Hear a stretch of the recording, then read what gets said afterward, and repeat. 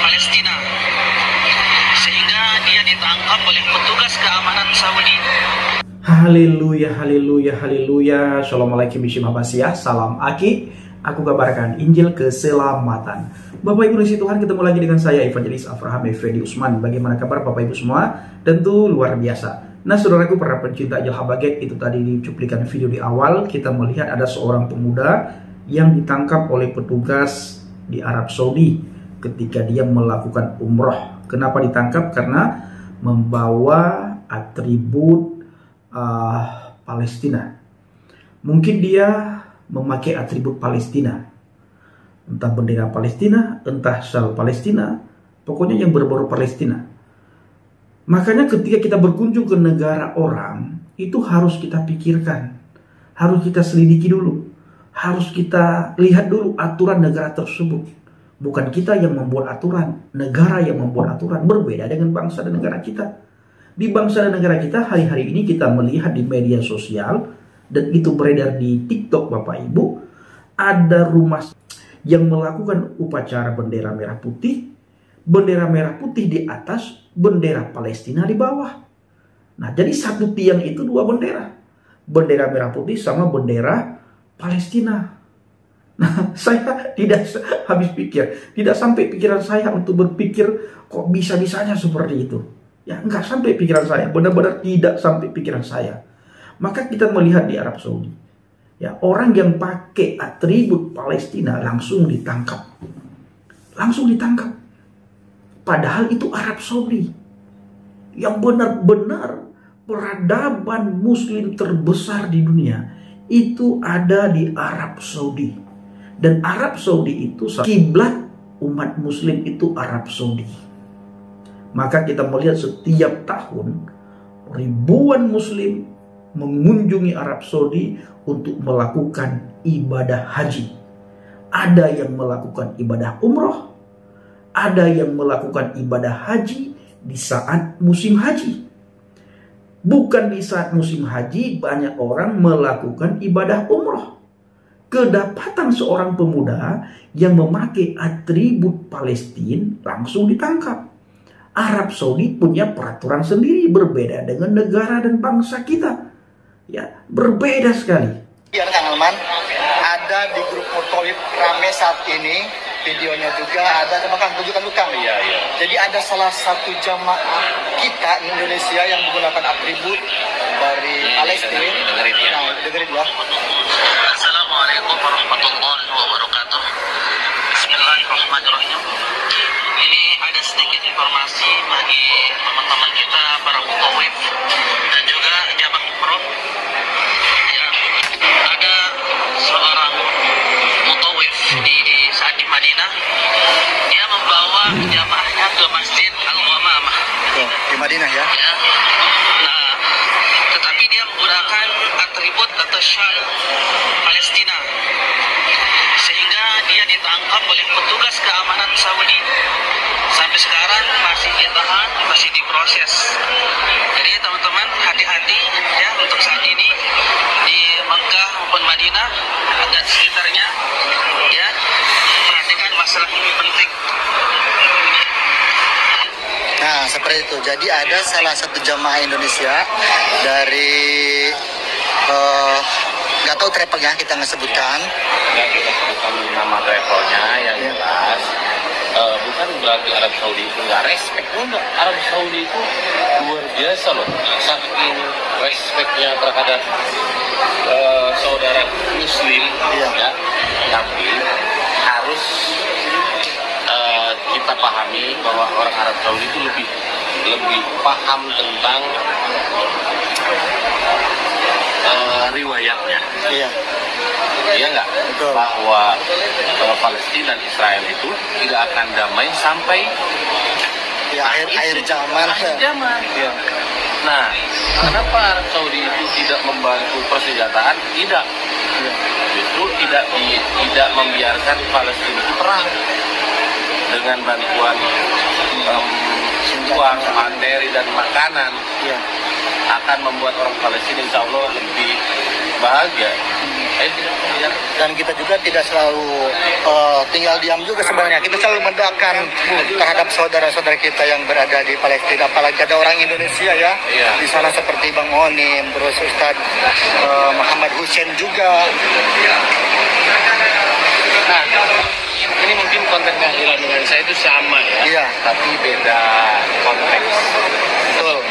Ini untuk klarifikasi dari teman-teman semua yang selalu menanyakan. Ya, kenapa kita nggak pernah ngepost Kenapa tentang kita nggak Palestina? memviralkan? Bukan berarti kita nggak mau, tapi kita ada di Arab Saudi guys. Ya, Di mana guys, kita ini bukan harus negara taat kita. dan patuh dengan aturan di sini. Itu sih. Iya. Kalau mungkin kita di Indonesia mungkin nggak jadi masalah ya Kang. Iya. Kalau di sini, aduh, bisa-bisa langsung ditangkap kita. Iya, ini jangan apa namanya, teman-teman itu kalau komen itu harus bijak. Iya. Kalian apa namanya, sesama orang Muslim di Palestina perang, tapi kalian malah perang komen. Orang komen, malah nyinyir, iya, mendoakan yang tidak. Nah, Bapak Ibu yang dikasihi Tuhan, Arab Saudi, kita melihat di media sosial, mereka tidak mau membantu Hamas. Tidak mau membantu Hamas. Nah, kenapa Arab Saudi tidak mau membantu Hamas? Alasan yang pertama karena mereka tidak mau ikut campur dengan Amerika Serikat yang merupakan sekutu besar Israel, dan lagi mereka jika ikut campur akan kehilangan kerjasamanya di bidang ekonomi dan juga politik. Karena Amerika negara yang sangat kuat, superpower, mereka negara Arab tidak mau mencari masalah. Karena jika mereka ikut serta membantu Palestina, mereka akan diserang oleh Amerika. Maka kita melihat hari-hari ini Arab Saudi diam-diam baik. Ya, diam-diam baik Arab Saudi. Tidak mau membantu. Nah, yang kedua, alasan yang kedua karena mereka tidak bisa bersatu dan memiliki kepentingannya sendiri. Beberapa negara Arab bahkan sudah menjalin diplomatik dengan Israel, seperti Uni Emirat Arab, Bahrain, Sudan, dan Maroko. Negara-negara tersebut tidak mau membantu Palestina, tidak mau membantu Hamas. Mereka berpihak kepada Yerusalem, Israel, negara tanah yang sangat diberkati Tuhan dan tanah di mana lahir para nabi dan tanah di mana juru selamat dilahirkan. Yang ketiga karena mereka tidak memiliki strategi perjuangan yang khusus untuk membantu Palestina. Mereka juga tidak mau mengorbankan nyawa ataupun harta mereka untuk berperang melawan Israel. Malah kita melihat beberapa waktu yang lalu, beberapa hari yang lalu, ketika Yaman melakukan serangan ke Israel, menembakkan roket ke Israel, Arab Saudi menghalau roket Yaman, yang membuat Yaman geleng-geleng kepala, sakit hati, sakit pikiran, stres, bisa gila mendadak Bapak Ibu. Nah, saudara kasih Tuhan, yang keempat, yang terakhir. Dan yang terakhir karena mereka tidak merasa mendapatkan kontribusi apapun dari Palestina. Nah, saya pernah berkata kepada teman-teman saya, Arab Saudi itu adalah negara yang mayoritas. Seharusnya mereka yang duluan membantu Palestina. Tetapi kita melihat mereka asik main domino, asik main remi, bahkan sudah dibuat tempat perjudian terbesar di dunia. Ya, sudah kalah Las Vegas, sudah kalah. Itu Arab Saudi. Tempat pelacuran itu sudah ada di Arab Saudi. Yang dulunya semua itu haram. Saat ini sepertinya tidak ada lagi mereka mengenal haram. Dan ini juga kalau saya boleh katakan sudah kebablasan Arab Saudi ya. Sudah kebablasan. Dan nantinya akan timbul kemaksiatan-kemaksiatan yang sangat besar di Arab Saudi. Dan kita melihat perempuan-perempuan di Arab Saudi itu seperti lembu lepas dari kandang Bapak Ibu. Di mana ada seekor lembu, ada beberapa ekor lembu ketika di kandang. Sudah lama sekali dia di kandang, tidak dilepas-lepas. Begitu lepas, loncat kanan, loncat kiri, loncat depan, loncat belakang, tiba-tiba loncat ke neraka. Itu yang terjadi di Arab Saudi saat ini Bapak Ibu. Dan kita bersyukur, iman percaya kita itu berbeda dengan iman kepercayaan yang lain. Ya, berbeda sekali. Dan firman Tuhan mengharapkan, kepada kita supaya ketika kita percaya kepada Adonai Yesus HaMasiah ada pembaharuan budi, ada pembaharuan pikiran kita, ada pembaharuan tingkah laku kita, ada pembaharuan ucapan kita, saudaraku. Ini yang paling penting. Nah, sehingga kita tidak sama dengan dunia, tidak ikut-ikutan dunia, dan kita tidak kebablasan di dalam beragama. Kita dukung hanya apa yang bisa kita lakukan, jangan kebablasan. Yang paling penting hari ini kita sebagai rakyat, sebagai warga, sebagai masyarakat, mari kita tunjukkan norma-norma agama, nilai-nilai agama. Kita hidup bermasyarakat, ada sifat gotong royong yang harus kita hidupkan di bangsa dan negara ini. Saling menolong, saling mengasihi, saling membantu, bukan saling menghina, saling menjelek-jelekkan. Dan sering kita mendengar kufar, kafir, neraka, padahal semua masuk neraka.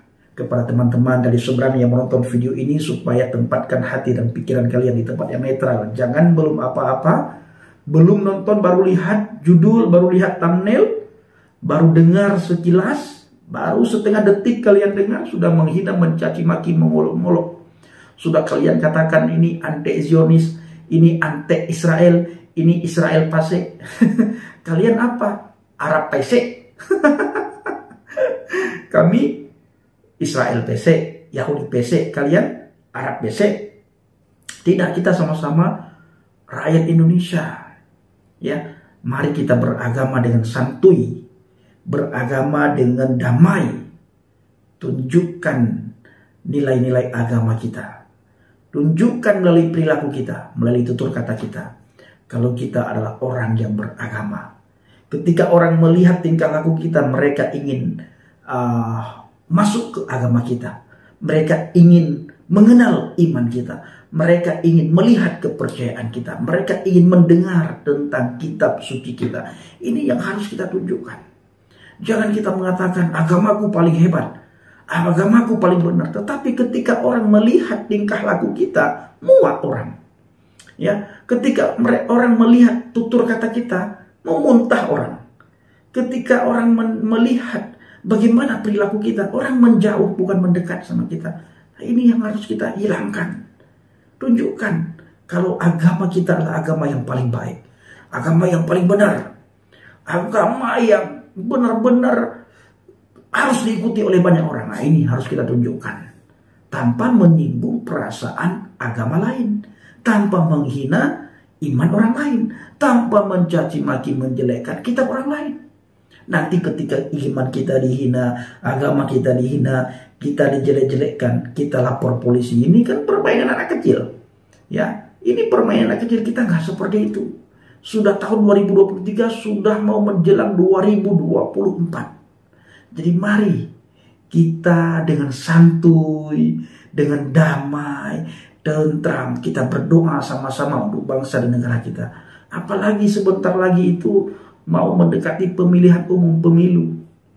Nah, kita harus berdoa untuk bangsa kita supaya selalu aman, selalu damai, selalu tentram. Sehingga kita yang tinggal di bangsa dan negara ini juga merasakan aman sentosa. Mari kita beragama dengan santuy, dengan damai, dan mari kita tunjukkan kepada dunia, orang-orang di sekitar kita, kalau agama kita layak diikuti oleh banyak orang. Iman kita layak diikuti oleh banyak orang. Kepercayaan kita layak harus dilihat oleh semua orang. Dan kitab suci kita layak dan sangat layak, bahkan harus didengar oleh ribuan orang dan oleh seluruh manusia yang ada di dunia ini. Nah, ini yang harus kita lakukan sama-sama antar umat beragama. Ya, lakum dinukum waliyadin, agamamu bagimu, agamaku bagiku. Ketika kita menonjolkan iman kita, ketika kita mengajarkan kitab suci kita tanpa kita menyinggung agama, kepercayaan, iman Tuhan orang lain. Baik saudara yang dikasihi Tuhan, terima kasih. Assalamualaikum warahmatullahi wabarakatuh. Salam Aki. Aku kabarkan Injil keselamatan. Bapak Yahweh Bishim Adonai Yesus HaMasiah Ruach Kudus memberkati kita semua. Haleluya. Amin. Salam murtadin. Terima kasih.